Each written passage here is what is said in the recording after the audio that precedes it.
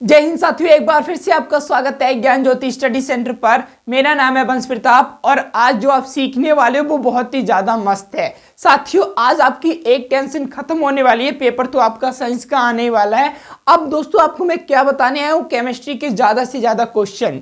आप पहले एक बात समझिए, जो आपके केमिस्ट्री के क्वेश्चन आएंगे उनमें से एक भी लॉन्ग आंसर जहां तक है आपके एग्जाम में नहीं पूछा जाएगा। अगर आपके हिसाब से या लॉन्ग आंसर आया तो वो लॉन्ग आंसर कई सारे छोटे सवालों में विभाजित होगा। जैसे आपको लॉन्ग आंसर इस तरीके से पूछ सकता है कि आपको 6 रासायनिक समीकरण दे दिए जाएंगे, उनको संतुलित कीजिए, तो वो एक एक नंबर के होंगे। लेकिन डायरेक्ट आपको थ्योरी बेस एक भी क्वेश्चन 6 नंबर का या लॉन्ग में नहीं देखने को मिलेगा। 2 नंबर के 4 नंबर के क्वेश्चन पूछे जाते हैं और वो क्वेश्चन बहुत ही ज्यादा इंपॉर्टेंट है आपके लिए और वही आज मैं कराऊंगा। और पहला ही क्वेश्चन आपका ये है दोस्तों, पहला क्वेश्चन आपका ये जो बहुत ज्यादा इंपॉर्टेंट है और पहले ही चैप्टर से है, यानी रासायनिक अभिक्रिया एवं समीकरण से। आपको बस ये बताना है दोस्तों, ऊष्माक्षेपीय अभिक्रिया क्या होती है। क्या दोस्तों? ऊष्माक्षेपीय अभिक्रिया। अब ऊष्माक्षेपीय अभिक्रिया पूछेगा और हो सकता है आपसे ये डायरेक्ट पूछ ले कि सिर्फ संतुलित रासायनिक समीकरण लिखिए, तो आपको पता होना चाहिए कि जो आपकी ऊष्माक्षेपीय अभिक्रिया होती है वो होती क्या है। ये बहुत ही ज्यादा इंपॉर्टेंट है। और इससे ही रिलेटेड एक क्वेश्चन और बनेगा कि श्वसन को, क्या दोस्तों, श्वसन को ऊष्माक्षेपीय अभिक्रिया क्यों कहते हैं। अब देखिए, जब दोस्तों पहले तो आपको ये पता करना है कि आखिर ये ऊष्माक्षेपीय अभिक्रिया क्या है।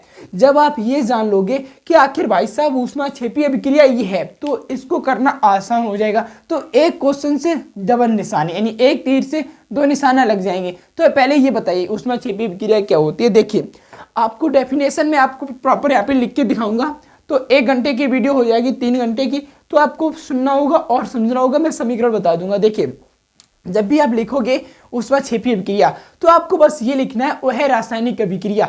कोई भी आपसे पूछा जाए तो थोड़ा बढ़ाने के लिए, थोड़ा अपना लाइन को ज्यादा करने के लिए ये सब जोड़ देना आगे, वह है रासायनिक अभिक्रिया जिसमें उत्पाद क्या दोस्तों, जिसमें उत्पाद निर्माण के साथ साथ ऊर्जा भी उत्पन्न होती है। क्या दोस्तों?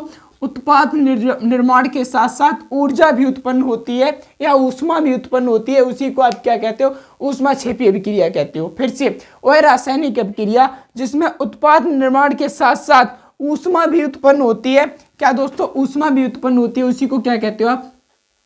उसी को आप कह रहे हो ऊष्माक्षेपीय अभिक्रिया। यानी दोस्तों जब आप रासायनिक अभिक्रिया को पढ़ते हो तो अभिकारक होते हैं। अभिकारक क्या होते हैं? जैसे जब आप ये एरो लगाते हो तो एरो के LHS यानी लेफ्ट हैंड साइड अभिकारक होते हैं और RHS में जो बनते हैं वो उत्पाद होते हैं। तो यहाँ पर जब आपकी ऊष्माक्षेपीय अभिक्रिया होगी उसमें उत्पाद भी बनेगा और उसमें ऊष्मा भी निकल रही होगी। इसी को आप कह रहे हो ऊष्माक्षेपीय अभिक्रिया। अब आप कहोगे एक एग्जाम्पल दे दो, तो देखिए एग्जाम्पल सुनिएगा। जब दोस्तों आप क्या करते हो, एग्जाम्पल देखिए, जब आपके पास मीथेन का फॉर्मूला क्या होता है? Methane CH4। अब इसको मैथेन भी बोल सकते हैं। जब ये ऑक्सीजन मीथेन का जब आप दहन करोगे तब आपके पास क्या बनेगा, ये पता होना चाहिए। जब भी आप मीथेन का दहन करोगे तब आपके पास क्या मिलता है वो आपको पता होना चाहिए। क्या? कार्बन डाइऑक्साइड प्लस जल, कार्बन डाइऑक्साइड प्लस जल। अब आपको यहाँ पर एक शब्द तो जरूर लिखना होगा, प्लस ऊष्मा भी निकलती है। क्या दोस्तों? ऊष्मा भी निकलती है। क्या? ऊष्मा भी निकलती है। तो ये आप ध्यान रखना। अब देख लो, यहाँ पर हाइड्रोजन 4 है और यहाँ पर आपके पास हाइड्रोजन 2 है, तो 2 का गुणा कर दोगे 4 हाइड्रोजन हो जाएंगे, ऑक्सीजन 4 हो जाएंगे, तो ऑक्सीजन को 4 कर दिया। तो ये आपको संतुलित रासायनिक समीकरण भी मिल गया। बस आप ये याद रखना कि उत्पाद निर्माण के साथ साथ ऊष्मा भी उत्पन्न होती है। उसी को अब आप क्या कह रहे थे? उसी को आप कह रहे थे ऊष्माक्षेपीय अभिक्रिया। ये पूछा जाएगा, देखना दोस्तों 100% पूछा जा सकता है, क्योंकि 7 पेपर बनेंगे, यानी 7 सेट बनेंगे और किसी ना किसी सेट में ये आपको अवश्य देखने को मिल जाएगा। अब आप लोग कहोगे मुझे तो एक ही सेट मिलेगा, लेकिन आपको ये तो नहीं पता है कि आपको कौन सा सेट मिलेगा। तो हो सकता है आपको यही सेट मिले, तो आपको क्लियर करके जाना होगा। दूसरी बात, इसी से मिलता जुलता एग्जाम में ये भी पूछा जाता है कि भाई साहब ये श्वसन अभिक्रिया क्या है। क्या दोस्तों? श्वसन अभिक्रिया का मतलब ये है कि दोस्तों आपसे ये पूछा जाएगा ऊष्माक्षेपी को, आपसे क्वेश्चन क्या पूछा जाएगा वो देखिए कि श्वसन क्रिया में मतलब ऊष्माक्षेपी को श्वसन अभिक्रिया क्यों कहते हैं या श्वसन को ऊष्माक्षेपी अभिक्रिया क्यों कहते हैं, ये आपसे पूछा जा सकता है। जैसे दोस्तों जो हमारे शरीर में भी श्वसन की क्रिया होती है या कहीं पर भी आपसे क्वेश्चन ये पूछा जाएगा कि श्वसन को ऊष्माक्षेपी अभिक्रिया क्यों कहते हैं। और यहाँ पर आपने क्या देखा कि ऊष्मा या ऊर्जा उत्पन्न होती है, तो उसी को कुछ हम कह रहे थे क्या, ऊष्माक्षेपी अभिक्रिया। अब देखिए श्वसन की क्रिया दोस्तों जब आपसे क्वेश्चन नेक्स्ट पूछेगा इसी में से, वो क्या पूछेगा वो आपको पता होना चाहिए। देखिए पूछेगा बेसिकली ये कि श्वसन को ऊष्माक्षेपीय विक्रिया क्यों कहते हैं। तो देखिए श्वसन क्रिया के समय देखो क्या होता है दोस्तों, आप पहले क्वेश्चन समझ लीजिए। श्वसन को, आपका क्वेश्चन क्या है, श्वसन को ऊष्माक्षेपीय विक्रिया क्यों कह रहे हैं, क्या दोस्तों ऊष्माक्षेपी, या श्वसन को ऊष्माक्षेपी प्रक्रम क्यों कहते हैं, ये भी कह सकते हो। अब देखिए श्वसन क्या होता है, देखिए श्वसन में क्या होता है दोस्तों, श्वसन क्रिया के समय आपको ये लिखना है कि जब दोस्तों आपकी श्वसन क्रिया होती है तो श्वसन क्रिया के समय भोजन हमारे शरीर में उपस्थित ऊर्जा से, अब देखिए ये पूरी बात आपको लिखनी होगी तभी आप कर पाओगे क्या, कि दोस्तों श्वसन क्रिया के समय भोजन हमारे शरीर में उपस्थित ऊर्जा से क्या होता है दोस्तों, ऊर्जा से जो हमारे शरीर में उपस्थित ऑक्सीजन के साथ क्रिया करता है, क्या ऑक्सीजन के साथ। अब देखिए मैं क्या कहना चाह रहा हूं कि दोस्तों जब भी आपके शरीर में श्वसन की क्रिया होगी, क्या श्वसन, तो श्वसन क्रिया के समय क्या दोस्तों, श्वसन क्रिया के समय हमारे शरीर में उपस्थित क्या दोस्तों भोजन हमारे शरीर में उपस्थित ऑक्सीजन के साथ क्रिया करके क्या ऊर्जा उत्पन्न करता है, हमारी कोशिकाओं को ऊर्जा मिलती है, अतः श्वसन एक ऊष्माक्षेपीय विक्रिया है। फिर से समझ लीजिएगा, श्वसन क्रिया के समय भोजन हमारे शरीर में उपस्थित ऑक्सीजन के साथ मिलकर ऊर्जा उत्पन्न करता है, क्या दोस्तों श्वसन क्रिया के समय भोजन हमारे साथ ऑक्सीजन से मिलकर, भोजन हमारे साथ ऑक्सीजन से यानी O2 से मिलकर क्या उत्पन्न करता है, ऊर्जा उत्पन्न करता है, और यही ऊर्जा हमारी शरीर की कोशिकाओं को मिलती है, किसको मिलती है, कोशिकाओं को, किसको मिलती है, कोशिकाओं को। इसीलिए क्या होता है दोस्तों, श्वसन एक ऊष्माक्षेपीय विक्रिया होती है, श्वसन एक क्या होती है, ऊष्माक्षेपीय विक्रिया होती है। अब जैसे मान लीजिए आपका भोजन क्या है, भोजन मतलब ग्लूकोज, सॉरी भोजन मतलब क्या दोस्तों, ग्लूकोज, क्या ग्लूकोज क्या होता है, ग्लूकोज। अब ग्लूकोज का फॉर्मूला क्या होता है, C6H12O6, और हमारे शरीर में क्या दोस्तों ऑक्सीजन से क्रिया कर क्या बनाएगा, देखिए ऑक्सीजन से क्रिया करके क्या बनाएगा दोस्तों, कार्बन डाइऑक्साइड, क्या कार्बन डाइऑक्साइड प्लस क्या बनाएगा, कार्बन डाइऑक्साइड के बाद आपको पता होना चाहिए क्या बनता है, जल, क्या बनता है, जल यानी H2O प्लस क्या लिख लीजिए, एनर्जी या हीट, ऊर्जा, कुछ भी लिख सकते हो, ठीक है। अब देखिए आपको या तो ये रिएक्शन रट लीजिए या आपको याद होना चाहिए कि यहाँ पर भी 6, यहाँ पर भी 6, यहाँ पर भी 6। जब आप देखोगे तो ये कैसी होगी, बैलेंस इक्वेशन हो जाएगी। तो आपको रटना होगा ऑक्सीजन के साथ 6 के साथ और जल के साथ हमेशा 6 लगाना होगा जब आप ये वाली प्रक्रिया लिखोगे, यानी ये वाला रासायनिक समीकरण लिखो। बेसिकली दोस्तों इसका भी यूज प्रकाश संश्लेषण में भी आपको देखने को मिलेगा, तो सेम रिएक्शन होती है, तो ये रिएक्शन भी इंपॉर्टेंट है। अब आपसे प्रकाश संश्लेषण वो तो आपका बायोलॉजी का हो गया, लेकिन ये भी क्वेश्चन आपसे पूछा जाएगा। तो आज हम बात कर रहे हैं केमिस्ट्री के, तो केमिस्ट्री के ही क्वेश्चन कराएंगे, और आप प्ले लिस्ट जरूर देखिएगा जो आपको अनसॉल्व पेपर मैंने कराए हुए हैं, वो भी आपके लिए बहुत ही ज्यादा इंपॉर्टेंट है। नेक्स्ट क्वेश्चन है दोस्तों हमारे उदर मतलब स्टोमच यानी पेट, हमारे पेट में कौन सा अम्ल होता है ये आपको बताना है। तो दोस्तों जब आप पढ़ते हो क्या, हाइड्रोक्लोरिक अम्ल, यही तो क्या कर रहा था, ये अम्लीय माध्यम प्रदान कर रहा था पेप्सिन एंजाइम को, जब आप पहला चैप्टर पढ़ते हो उसका जय प्रक्रम का। तो बेसिकली आपको ये याद रखना है कि हमारे जो पेट में होता है वो हाइड्रोक्लोरिक एसिड होता है, यानी हाइड्रोक्लोरिक अम्ल होता है, जो आपको पता होना चाहिए। नेक्स्ट क्वेश्चन है साथियों आपका कि जब चूने का पानी, बेसिकली चूने का पानी क्या होता है, कैल्शियम हाइड्रोक्साइड, और ये एक प्रकार का क्या है दोस्तों, 1 मिनट क्वेश्चन आपसे ये पूछेगा कि चूने का पानी दूधिया कैसे हो रहा है, मतलब बुझे हुए चूने में जब हम कार्बन डाइऑक्साइड गैस प्रोवाइड करते हैं, ये क्वेश्चन भी मिलने को देखेगा क्या कि आपके पास बुझा हुआ चूना है। तो पहले ये भी जान लो कि जो बुझा हुआ चूना होता है वो कैल्शियम हाइड्रोक्साइड, ठीक है। अब इसमें हम कार्बन डाइऑक्साइड को प्रभावित कर रहे हैं, मतलब प्रवाहित कर रहे हैं, यानी कार्बन डाइऑक्साइड दे रहे हैं। तो दोस्तों क्या होता है, तो जो चूने का पानी होता है वो क्या होता है, दूधिया हो जाता है, और दूधिया के कारण क्या होता है, कैल्शियम कार्बोनेट, दूधिया का कारण क्या होता है, कैल्शियम कार्बोनेट। जब दोस्तों क्या, अब देखिए जब आपके पास क्या है, कैल्शियम हाइड्रोक्साइड है, क्या कैल्शियम हाइड्रोक्साइड, अब ये कार्बन डाइऑक्साइड से रिएक्शन कर रहा है, किससे रिएक्शन कर रहा है, कार्बन डाइऑक्साइड से। अब जब दोस्तों आपका ये कार्बन डाइऑक्साइड से रिएक्शन करता है तो आपका बनाता है कैल्शियम कार्बोनेट और जल बनाता है, क्या बनाता है, जल।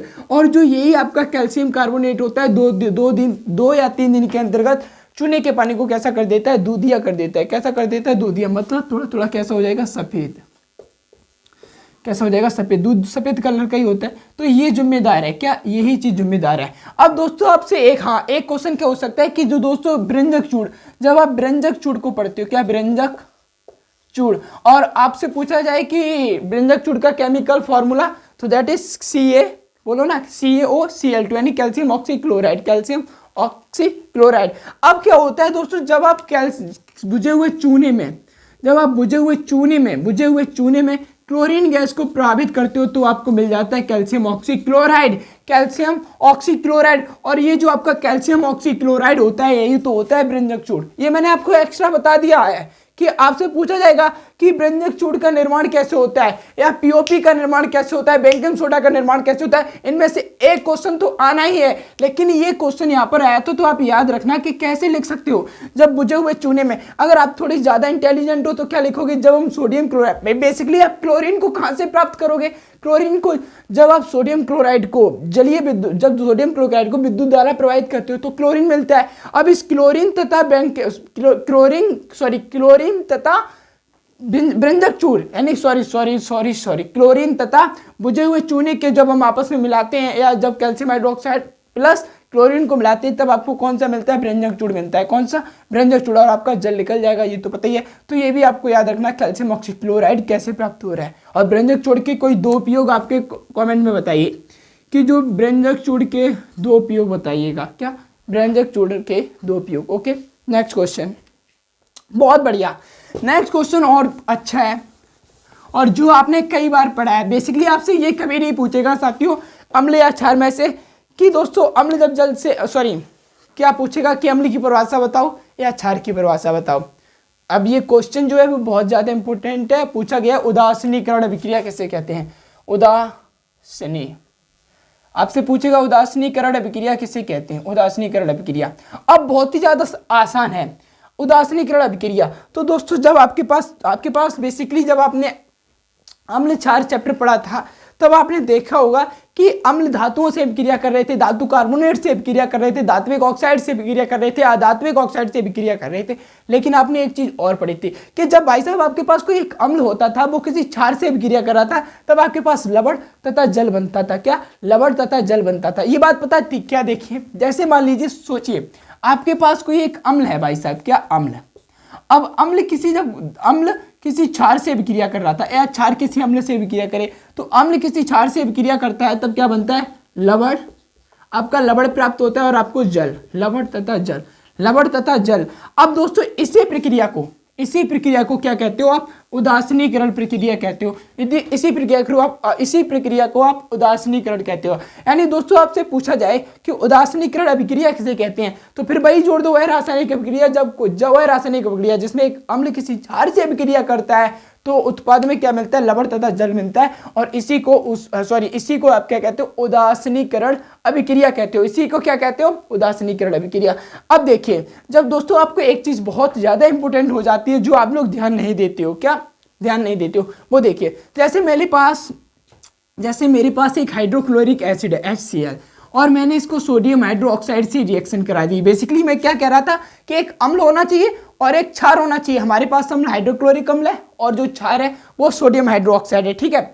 अब क्या होगा दोस्तों, लवण बनेगा। अब पहले लवण पे मत जाइए कि लवण कौन सा बनेगा, हमें एक चीज पता है कि जल तो निश्चित तौर पर बन रहा है, जल निश्चित तौर पर बनना है। और हमको यह भी पता है कि दोस्तों जल का जो फॉर्मूला होता है H2 होता है, राइट। तो पहले आपको जल को निकाल दो, H2O, ठीक है। अब देखिए H निकल गया, दो H निकल गए और 2O और एक O निकल गया। यानी दोस्तों ये भी निकल गया, बचा क्या, NaCl। अब दोस्तों NaCl तो कुछ होता है, क्या होता है, सोडियम क्लोराइड। तो यहाँ पर क्या लिख दो, NaCl, सोडियम क्लोराइड। अब बेसिकली जो आपका सोडियम क्लोराइड है ये क्या है, कमान। ये जो होता है वो क्या होता है दोस्तों, इसी को तो आप क्या कह रहे हो, इसी को क्या कहते हो, जल्दी बोलिएगा।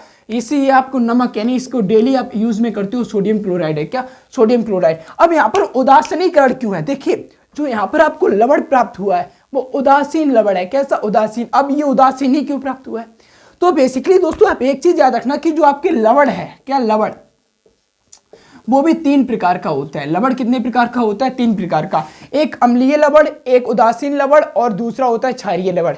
अम्लीय लवण, उदासीन लवण, क्षारीय लवण। अब ये मत कहना कि लिखा तो है नहीं, ये तो एरो है, मतलब समझने का प्रयास करो। एक अम्लीय लवण, एक उदासीन लवण, एक क्षारीय लवण। अम्लीय, उदासीन, क्षारीय, अम्लीय, उदासीन, क्षारीय। अब भाई साहब आप कहोगे कि जो अम्लीय लवण है उसे कैसे प्राप्त करते हो, ये बता दो। क्षारीय लवण कैसे प्राप्त होगा, उदासीन लवण कैसे प्राप्त होगा। बेसिकली हमें यहाँ पर यह पूछा गया था कि उदासीनीकरण अभिक्रिया किसे कहते हैं। जब आपने देखा होगा कि भाई साहब आप देखिए यहाँ पर देखिए, आपने प्रबल और दुर्बल क्षार पढ़े होंगे, प्रबल अम्ल, प्रबल क्षार या प्रबल अम्ल, दुर्बल क्षार या कुछ भी पढ़ाई होगा, यानी प्रबल और दुर्बल दो चीज शब्द आते हैं। जब दोस्तों आपका प्रबल अम्ल किसी प्रबल क्षार पे, यहाँ पे दोनों ही चीजें प्रबल हैं। क्या प्रबल? प्रबल का मतलब है प्रबल एकदम शक्तिशाली अम्ल है। कैसा शक्तिशाली? तो ये भी प्रबल अम्ल है और ये प्रबल क्षार है। तब जब आपका प्रबल अम्ल किसी प्रबल क्षार से क्रिया करता है तो आपको उदासीन लवण प्राप्त होता है। कैसा? उदासीन। कैसा लवण प्राप्त होता है? उदासीन प्राप्त होता है। कैसा लवण प्राप्त होता है? उदासीन। वहीं जब आपके पास एक प्रबल अम्ल है और किसी दुर्बल क्षार से क्रिया करेगा तो आपको अम्लीय लवण प्राप्त होगा। कैसा? अम्लीय लवण प्राप्त होगा। अब वही साथियों आपका, अगर आपके पास कोई दुर्बल क्षार है, सॉरी प्रबल क्षार है, अब वो दुर्बल अम्ल से अभिक्रिया करेगा तो आपका कौन सा होगा? क्षारीय लवण प्राप्त होगा। ये आना चाहिए आपको कि आपका जो लवण है वो प्राप्त कैसे हो रहा है। ठीक है। अगर आप चाहो तो एक अच्छी चीज ये भी लिख सकते हो, क्या कि जब कोई प्रबल अम्ल किसी प्रबल क्षार से अभिक्रिया करता है तो लवण तथा जल बनता है। इसी को उदासीनीकरण अभिक्रिया कहते हैं। चाहो तो लिख दो, नहीं तो आप अम्ल और क्षार भी लिख सकते हो, चलेगा। Next question. आई होप दोस्तों आपको ये क्वेश्चन तो समझ में आ रहे होंगे। दोस्तों एक बहुत ही ज्यादा सिंपल है। देखिए एक यहीं पे समझ लीजिए क्वेश्चन क्या कह रहा है। अब दोस्तों मैं आपको एकदम स्मार्ट बोर्ड की तरह नई स्लाइड प्रोवाइड करा सकता हूँ, आपको इसी प्रकार आंसर लिखने हैं, अपने दिमाग से सोच के लिखने हैं। बिल्कुल अगर किताब की तरह आप जब अनसॉल्व पेपर मतलब मॉडल पेपर पढ़ते होगे तो उसमें तो कई सारी भाषा ऐसी होती है जो आपके समझ में भी, आपके या मेरे भी समझ में नहीं आती। तो दोस्तों आप अपने अनुसार अपने कॉन्सेप्ट को क्लियर कीजिए और सोचिए कि हम इसको कैसे लिख सकते हैं। बेसिकली लिखे हुए पे मत जाइए, आप खुद कैसा लिख सकते हो। अब दोस्तों मैं अभी बताऊं कि आप राइटिंग करना, राइटिंग का मतलब ये नहीं सुलेख करना स्टार्ट कर दीजिए। राइटिंग का मतलब ये कोई भी क्वेश्चन को खुद से लिखिए, तभी आप एग्जाम में कर पाओगे, क्योंकि 3 घंटे मिलेंगे तो वो दोस्तों आप लिखना सीखोगे तभी तो कर पाओगे। तो ये बहुत ही ज़्यादा इंपॉर्टेंट हो जाता है। दूसरी बात क्या है, दूसरा क्वेश्चन पूछता है कि जब आपके पास एक अम्ल भाई साहब थे, अब वो हाइड्रोजन बहन से क्रिया कर रहे थे तो क्या होगा कि जो अम्ल भैया है वो हाइड्रोजन बहन से क्रिया कर रहे हैं, यानी हाइड्रोजन सिस्टर से क्रिया कर रहे हैं, तो हो क्या रहा है वो देखिए। और जब दोस्तों कोई गैस भी निकलती है, अब सॉरी मैं क्या बता रहा हूँ, अब जब कोई आपका अम्ल था, क्या हाइड्रोजन बहन और भैया को जाओ भूल, पहले मेरी बात को लो सुन, क्या कि दोस्तों मैंने आपको एक आंसर ही बता दिया हाइड्रोजन। बेसिकली देखते हैं आप समझ पाते हो या नहीं। अब आपके पास एक अम्ल है, आपके पास अम्ल है, ये मत कहना मेरे पास फोन है। बेसिकली सपोज करना आपके पास अम्ल है और जो किसी धातु से क्रिया कर रहा है, किसी धातु से। अब जब अम्ल धातु से सामान्यतः क्रिया करता है कौन सी गैस निकालता है ये बताना है, कौन सी गैस निकालता है ये बताना है। तो आपको कौन सी गैस मिलती है? हाइड्रोजन गैस मिलती है। कौन सी गैस मिलती है? हाइड्रोजन गैस मिलती है। अम्ल किसी धातु से क्रिया करने पर हाइड्रोजन गैस मिलती है। कहानी यहीं पे समाप्त नहीं हुई। कहानी कहता है कि हम कैसे माने, क्या कहता है कि हम आखिर ये क्यों माने कि जो गैस है वो हाइड्रोजन ही है। अब क्वेश्चन में पूछेगा, क्वेश्चन क्या पूछेगा कि जब अम्ल किसी धातु से क्रिया करता है तो हाइड्रोजन कौन सी गैस निकलती है तथा इस गैस की जांच कैसे कर सकते हैं। तो आपको लिखना होगा जब अम्ल किसी धातु से क्रिया करता है तो क्या बनाता है? लवण तथा हाइड्रोजन गैस निकालता है। हाइड्रोजन गैस यानी जब गैस के समीप जब हम एक जलती हुई मोमबत्ती लाते हैं, क्या दोस्तों गैस के समीप जब आप एक जलती हुई मोमबत्ती ले जाओगे तो यही हाइड्रोजन गैस कैसी ध्वनि निकालती है? फटफट की ध्वनि निकालती है, जो ये सिद्ध करती है कि जो गैस है वो हाइड्रोजन गैस है, जो ये सिद्ध करती है कि जो ये गैस है वो हाइड्रोजन गैस है। तो आई होप दोस्तों आपको ये क्वेश्चन भी अच्छा लगा होगा। और बेसिकली लास्ट क्वेश्चन रह गया है वो दोस्तों, वो भी मैं आपको बताता हूँ। लास्ट क्वेश्चन बेसिकली अब आपसे 2 क्वेश्चन 2 प्रकार से पूछ सकते हैं और एक ही प्रकार, एक में तो भाषा लिखनी है।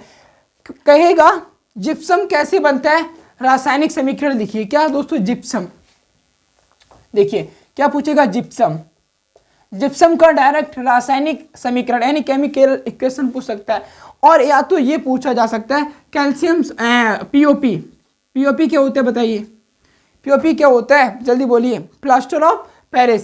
अब आपसे ये पूछा जाता है कि प्लास्टर ऑफ पेरिस को आर्द्ररोधी नमी जल में क्यों रखते हैं, यानी नमी के साथ, ये समझ लो कि नमी के साथ क्यों रखते हैं, यानी कोई गीले स्थान पे या नमी या जल के साथ पीओपी यानी प्लास्टर ऑफ पेरिस को क्यों रखा जाता है, ये क्वेश्चन पूछ सकता है। यानी ये पूछा जाएगा कि पीओपी को आर्द्ररोधी बर्तनों में क्यों रखा जाता है। पीओपी मतलब प्लास्टर ऑफ पेरिस या जिप्सम का निर्माण कैसे होता है। अगर ये पूछेगा जिप्सम का निर्माण और 1 नंबर में आया तो आपसे डायरेक्ट केमिकल फॉर्मूला पूछेगा। क्या पूछेगा? केमिकल रिएक्शन यानी पूरा सूत्र बनाने को देगा।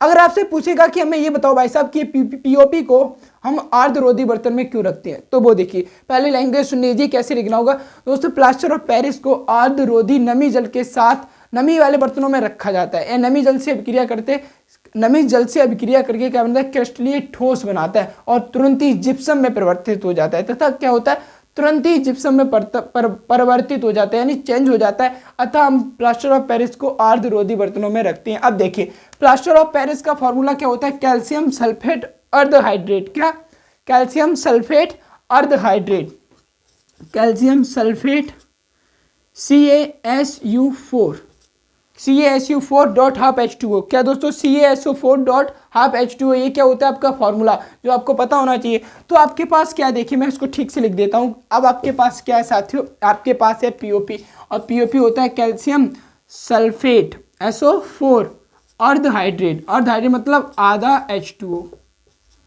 अब आर्द्ररोधी यानी नमी, यानी जल में ही रख रहे होंगे क्या, जल, जब इसमें आप H2 देते हो। अब बेसिकली यहाँ पर आप कितना देते हो, यहाँ पर आप 1.5 H2O देते हो। कितना, 1.5 H2O, यानी 1 से ही 1/2 H2O देते हो। कितना, 1 से ही 1/2 यानी 1.5, इसको क्या बोलेंगे, 1.5 H2O देते हो। तभी आपको दोस्तों जिप्सम की प्राप्ति होती है, और दैट इज CaSO4.2H2O। ये क्या हो गया, CaSO4.2H2O। ये आपका किसका फॉर्मूला होता है, जिप्सम का। ये किसका फॉर्मूला है साथियों, जिप्सम। जिप्सम ये आपसे पूछ सकता है। अब एक क्वेश्चन और पूछ सकता है क्या, एक मिनट, एक क्वेश्चन क्या पूछ सकता है कि हमें ये बताओ कि जिप्सम, अरे सॉरी, POP का निर्माण कैसे होता है, POP का निर्माण कैसे हो सकता है, ये क्वेश्चन भी पूछेगा। अब दोस्तों POP किससे बना होगा, यानी जब आप जिप्सम होता है, क्या आपके पास जिप्सम, ये भी लिख लेना कि दोस्तों जिप्सम है। अब ये दोस्तों इससे क्या होगा, जैसे जिप्सम का आपके पास फॉर्मूला निकल के आया CaSO4.1.5H2O। जब दोस्तों आप जिप्सम को 373 केल्विन ताप पर गर्म करते हो, जब आप जिप्सम को 373 केल्विन ताप पर गर्म करते हो, तो क्या होता है, ये जल्दी ही क्या होता है, अपने जल के अणुओं को त्याग कर देता है। जब दोस्तों अब बेसिकली जब ये जल के अणुओं को त्याग कर देगा, तभी आपको हाफ H2O मिल जाएगा। आप समझना, बहुत ही बढ़िया मजेदार लगेगा आपको। क्या कि जब कैल्शियम सल्फेट अर्ध हाइड्रेट था, सॉरी, ये आपके पास जिप्सम है, अब आपको कैल्शियम सल्फेट अर्ध हाइड्रेट प्राप्त करना है, ये वाला, इसी को तो आप कह रहे थे POP।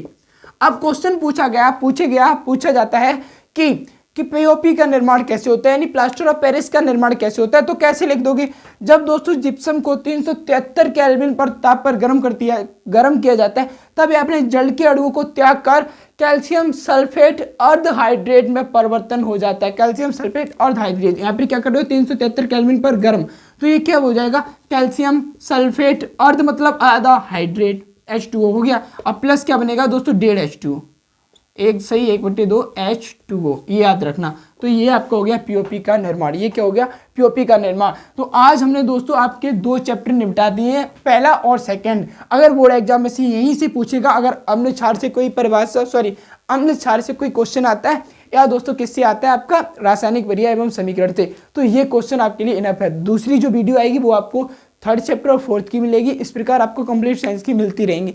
नेक्स्ट बात, ये बात याद रखना साथियों कि आपको 4 चीजें याद रखनी होगी, POP का निर्माण, बेकिंग सोडा का निर्माण, व्यंजक सोडा का निर्माण, और किसका निर्माण होता है, सोडियम हाइड्रोजन कार्बोनेट, यानी जो आपके सोडा अम्ल होता है, ये आप याद रखना। तो आज हमने आपको CO मतलब क्या, व्यंजक सोडा भी करा दिया था, और किसका करा दिया, POP। 2 चीज़ आपको सेम करनी होगी, और इनके यूज भी याद रखना। क्या, इनके यूज क्या क्या है, इन दोनों चीज़ों के यूज मतलब कहाँ इन्हें उपयोग में किया जाता है। तो दोस्तों आई होप दोस्तों आज का वीडियो आपको बहुत ही ज़्यादा पसंद आया होगा। तो दोस्तों अगर पसंद आया तो शेयर करना आपकी जिम्मेदारी मिलती है। मिलेंगे आपको नेक्स्ट वीडियो में। जय हिंद, वंदे मातरम।